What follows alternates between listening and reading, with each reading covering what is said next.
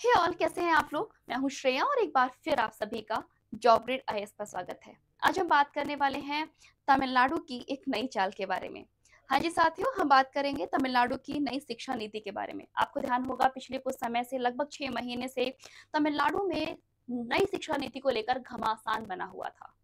अभी इसी घमासान को खत्म करने के उद्देश्य से तमिलनाडु ने अपनी खुद की एक नई शिक्षा नीति की शुरुआत की है। क्या है ये शिक्षा नीति, चलिए इस पर नजर डालेंगे और चीजों को तह तक समझने की कोशिश करेंगे।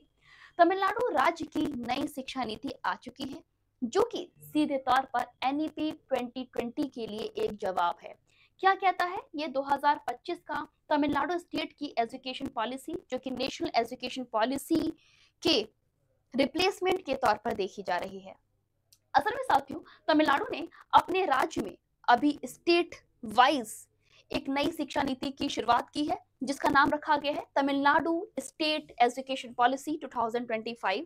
और ये एक ऐसी पॉलिसी है जिसे एनईपी 2020 का ऑल्टरनेटिव के तौर पर देखा जा रहा है, जो कि सीधे शब्दों में स्कूल्स में और कॉलेजेस में, यानी कि लोअर एजुकेशन और हायर एजुकेशन में स्टेट स्पेसिफिक कहना चाहिए प्रेफरेंसेस को, प्रायोरिटीज को देने की बात कर रही है। क्या है वो प्रायोरिटीज, आप समझ ही गए होंगे। यहाँ पर जो सीधा विवाद है वो त्रिभाषीय विवाद है, जिस विवाद को खत्म करने के उद्देश्य से तमिलनाडु ने अपनी नई शिक्षा नीति की शुरुआत की है। और एक बार फिर से तमिलनाडु ने इसी शिक्षा नीति के साथ में एनईपी 2020 यानी कि नेशनल एजुकेशन पॉलिसी 2020 की त्रिभाषीय शिक्षा सूत्र को अस्वीकार कर दिया है। चलिए अब देखेंगे क्या है पूरा मामला। अभी क्या किया गया है तमिलनाडु को, आपको पता ही होगा, काफी लंबे समय से नेशनल एजुकेशन पॉलिसी को लेकर यहाँ पर विवाद चल रहा था state government and central government के बीच में। यानी कि तमिलनाडु की सरकार सेंट्रल गवर्नमेंट से लगातार नाराज थी। वो थ्री भाषीय सूत्र या फिर कहना चाहिए ये जो ट्रायंगल एजुकेशन में बनाया गया था लैंग्वेज को लेकर, उसको एक्सेप्ट करने को तैयार नहीं थी, है ना। सीधे शब्दों में बोला जा रहा था कि इसका पूरी वरीयता स्टेट के पास होनी चाहिए। और इसी उद्देश्य के साथ में अब फाइनली जो ये भाषीय विविधता है उस पर जोर बनाए रखने के साथ में कौशल विकास, शिक्षा, प्रौद्योगिकी एकीकरण में जो भविष्य की चुनौतियां हैं उनका समाधान करने के लिए तमिलनाडु ने अपनी एक नई एजुकेशन पॉलिसी की शुरुआत की है। चलिए देखेंगे सबसे पहले कि इसकी शुरुआत हो कहां से रही है। आपको पता ही होगा कि भारत में जो ये भाषाई नीति है, जो कि हमारे नेशनल एजुकेशन पॉलिसी में बहुत अच्छे से एक्सप्लेन की गई थी, उसमें तमिलनाडु सरकार ने सेंट्रल गवर्नमेंट के साथ में जो कॉन्फ्लिक्ट चल रहा था उस कॉन्फ्लिक्ट को न्यूट्रलाइज करने के उद्देश्य से तमिलनाडु स्टेट एजुकेशन पॉलिसी की शुरुआत की है। लेकिन उससे पहले हम लोग एक बार हिस्टोरिकल कॉन्टेक्स्ट की तरफ नजर डालते हैं कि क्या रहा है पूरा मामला। देखो, जो तमिलनाडु है वो हमेशा से एजुकेशन को लेकर काफी सीरियस रहा है ना। तमिलनाडु ने हमेशा से स्टेट एजुकेशन पॉलिसी को अपनाया है ना। सामाजिक समानता को प्राथमिकता दी है और अपने स्टेट की वरीयता के हिसाब से अपनी प्रायोरिटीज को देखा है और उसको अपनाया है। 20वीं सदी के मध्य में जब स्कूलों में मिड डे मील शुरू किया गया था या फिर दोपहर का खाना शुरू किया गया था, उसी समय पर राज्य संचालित संस्थाओं के विस्तार के बाद में लगातार ड्रॉप आउट बच्चे, यानी कि जिन्होंने स्कूल छोड़ दिए थे, उनको वापस शिक्षा की मुख्य धारा के जोड़ने के उद्देश्य से या फिर उनको स्कूल में वापस लाने के लिए एक लक्ष्य रखा गया था और मिड डे मील की शुरुआत की गई थी, है ना। इसने काफी बड़ी मदद की थी ड्रॉप आउट को कम करने में और साथ में सामाजिक आर्थिक अंतर को पाटने में एक बड़ी मदद की थी।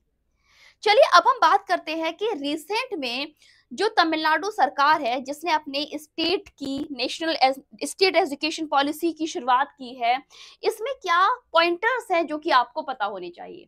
सबसे पहली चीज, त्रिभाषीय सूत्र का विरोध। जो हमारी 3 लैंग्वेज फॉर्मूला शुरू किया गया था नेशनल एजुकेशन पॉलिसी में, उसका विरोध किया है। और एक बार फिर से उन्होंने अपनी स्टेट पॉलिसी में लैंग्वेज में प्रेफरेंस तमिल और इंग्लिश को दी है, यानी कि जो हिंदी ऐड किया गया था उसे नहीं माना है। सीधे शब्दों में बोला जाए तो यहाँ पर दो भाषाई सूत्र को ही माना है और दो भाषाई सूत्र के साथ में तमिलनाडु की शिक्षा को आगे बढ़ाने की बात की गई है।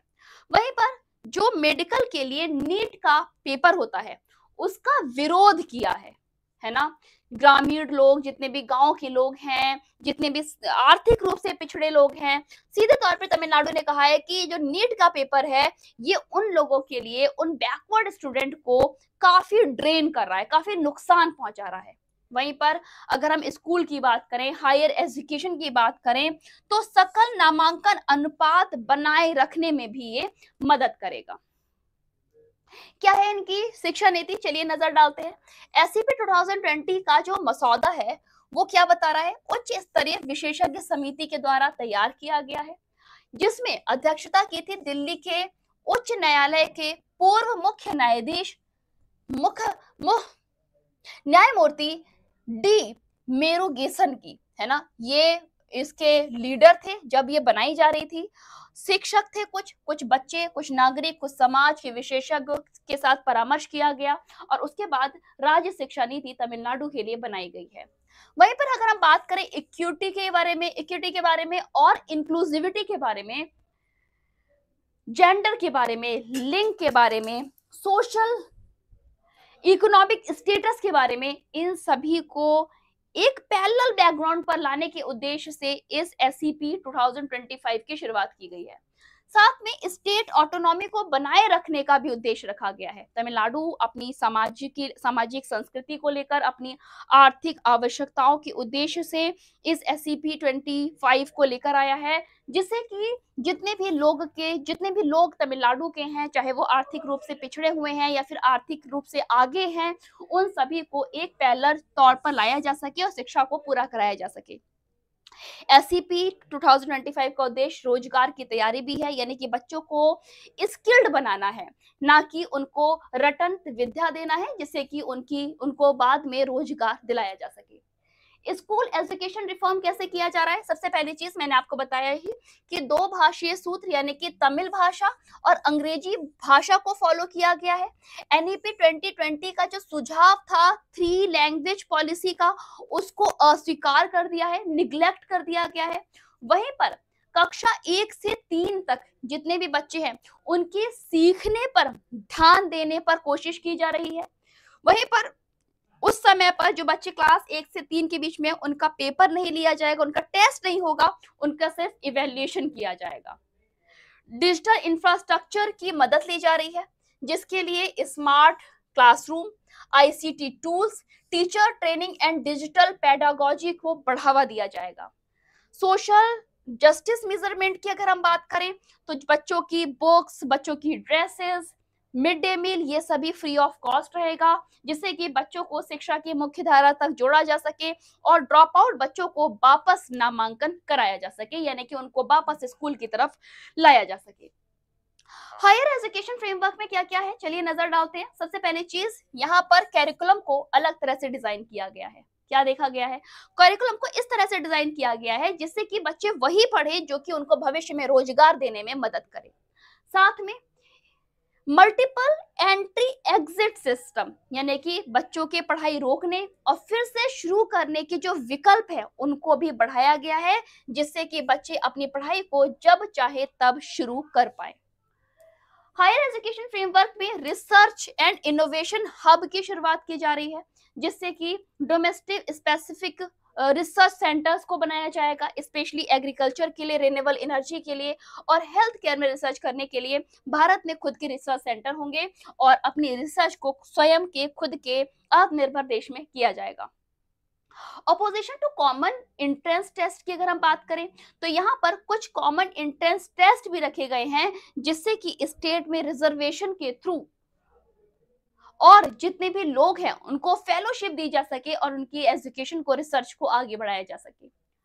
वोकेशनल एंड स्किल डेवलपमेंट की अगर हम बात करें तो इसमें तमिलनाडु ने सीधे तौर पर जितने भी आईटीआई का सिलेबस है उसको अपडेट कर दिया है, पॉलिटेक्निक के सिलेबस को अपडेट कर दिया है, मिडिल जो हमारे मिडिल सेकेंडरी स्कूल्स है उनके सिलेबस में एआई, रोबोटिक्स, एग्रीकल्चर, बिजनेस जैसे पॉइंटर्स को ऐड कर दिया है। एमएसएमई के साथ में पार्टनरशिप करके साल के अंत में बच्चों को इंटर्नशिप और अप्रेंटिसशिप देने के उद्देश्य से भी यहाँ पर कोलैबोरेशन एमएसएमई के साथ में किया गया है। ये सब बातें तो हो गई बच्चों के लिए। अब हम बात करते हैं कि तमिलनाडु ने टीचर्स की ट्रेनिंग के लिए क्या क्या किया है। तो ध्यान रखिएगा, टीचर्स की एजुकेशन मॉड्यूल को इंक्लूसिव बनाने के लिए, ट्रेनिंग को इंक्लूसिव बनाने के लिए एक मॉड्यूल जारी किया है।